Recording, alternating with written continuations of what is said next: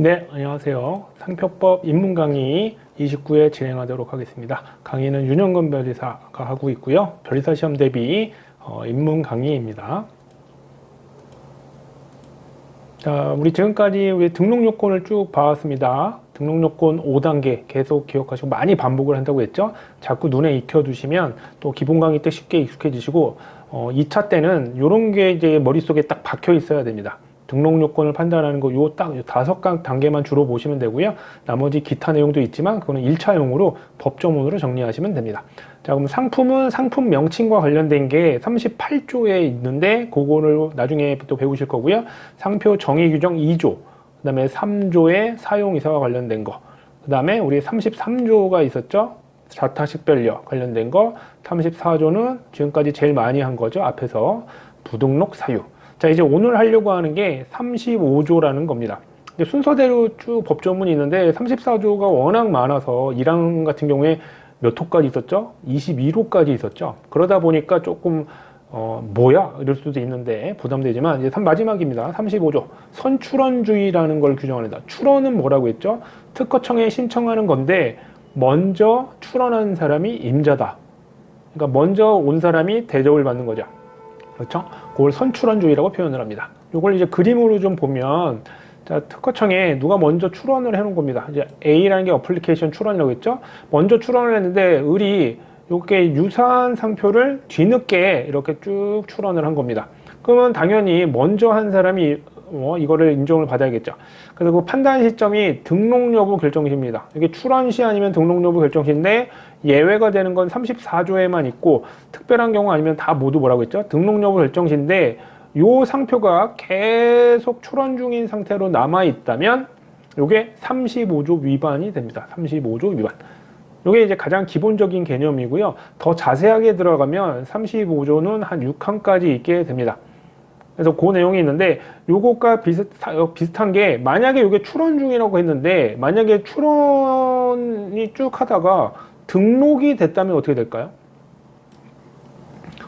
그러면 등록된 상표와의 관계에서 따지는 게 요게 이제 나중에 특허랑도 헷갈리고 막 그런 건데 상표에서는 등록됐을 때는 요게 34조 1항 7호에서 규정을 하고 있습니다. 등록된 상표라면. 그러니까 좀 출원 중에 나중에 이게 계속 출원이라면 35조고요. 등록 여부 결정 시 판단 시점 전에 이렇게 등록이 된다면 34조 1항 7호 규정을 하게 됩니다. 여기 34조 1항에서 배웠었는데 이게 좀 헷갈릴 수 있지만 거의 비슷한 개념이다. 그러니까 이게 등록이 되지 않고 아직 계속 출원 중이라면 요거는 이제 이게 당연히 요거는 이제 35조가 적용이 되는 겁니다. 35조.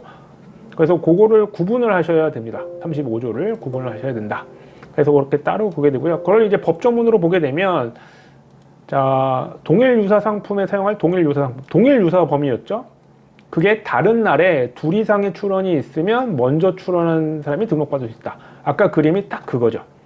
그런데 자, 만약에 선출원이 상표 등록 출원이 요게 이제 처음 출원한 겁니다. 먼저 출원한 거. 그게 1항 및 2항을 적용할 때 처음부터 없었던 것으로 본다 해서 사라지게 되는 게입니다. 어떤 경우냐면 출원이 계속 심사를 받아서 있는 중이면 좋은데 포기할 수도 있고요. 아, 이제 출원 필요 없어. 취하하는 경우도 있습니다. 요 차이는 포기는 이게 자료가 남게 되고요. 취하 같은 경우는 아예 처음부터 없었던 것으로 보기 때문에 나중엔 결과적으로는 검색이 안 됩니다. 좀 차이가 있고요. 그 다음에 절차적으로 무효가 있어서 출원이 무효가 되는 경우가 있습니다. 그 다음에 심사를 받았는데 이게 거절 결정되는 경우도 있겠죠. 그 다음에 거절 결정 불복 심판까지도 갔는데 이게 이제 심결입니다. 심판까지 갔을 때 결과가 판례에서는 판결이라고 하듯이 심판에서는 심결이라고 하는데 그게 확정됐다. 그러면 거절 결정이나 거절 결정에 따른 심결 확정 똑같거든요. 그러면 이게 어떻게 돼요?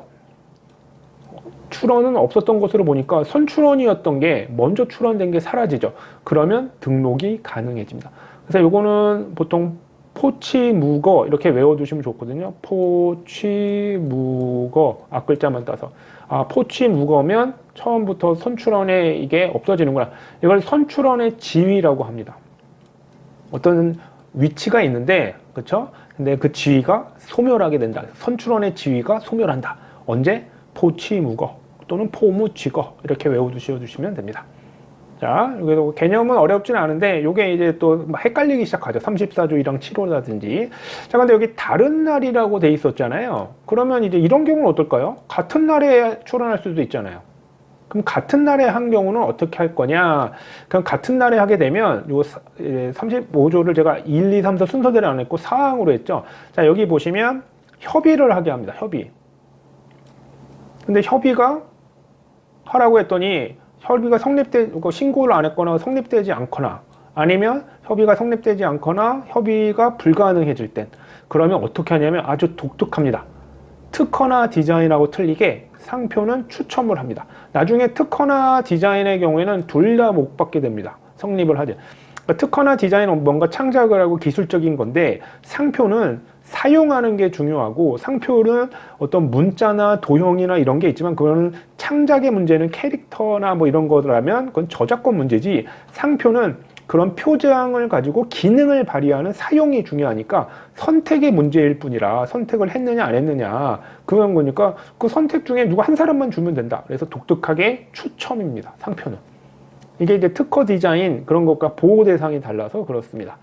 자, 그래서 우리 앞에서는 다른 날일 경우가 원래 기본적인 원칙인데 같은 날일 경우에는 문제가 생기겠죠? 서로 혼동이 생기니까 같은 날이야? 그러면 추첨을 협의를 하게 한 다음에 협의가 안 되면 추첨을 합니다.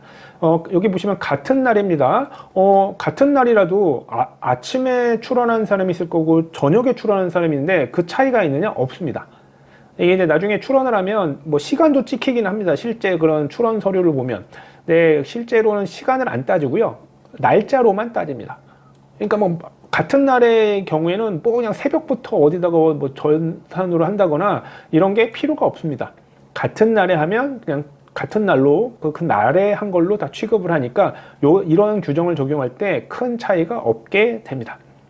이렇게 되고요. 자, 그래서 35조 같은 경우는 사항까지 우선 이렇게 구분이 되고 35조 5항은 단체 표장 등록 동의미와 주력 표시와 관련된 규정입니다. 그런데 이제 최근에 2024년 5월 1일자로 개정이 하나가 되는데 6항이 하나 생겨납니다.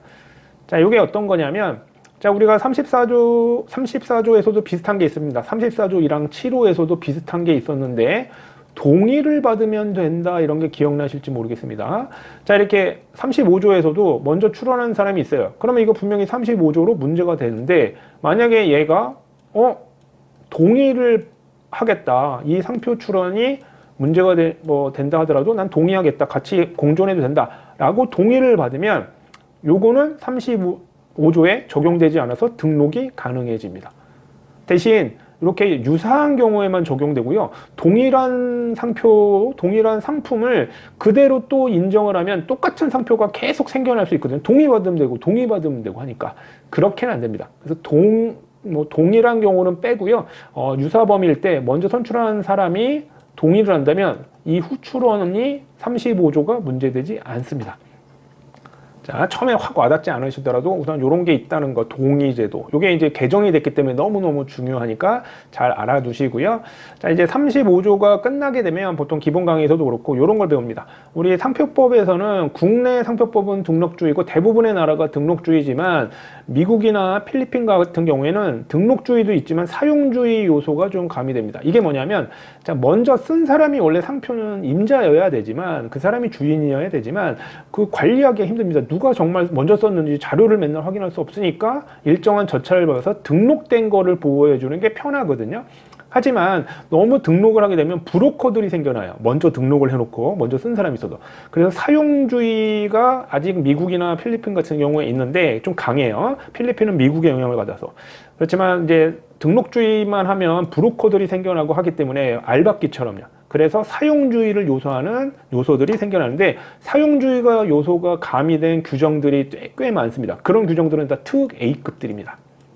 그런 것들을 나중에 구분을 해서 설명을 드리도록 하겠습니다. 자, 우리 35조와 사용주의, 등록주의, 등록요건을 마무리했고요.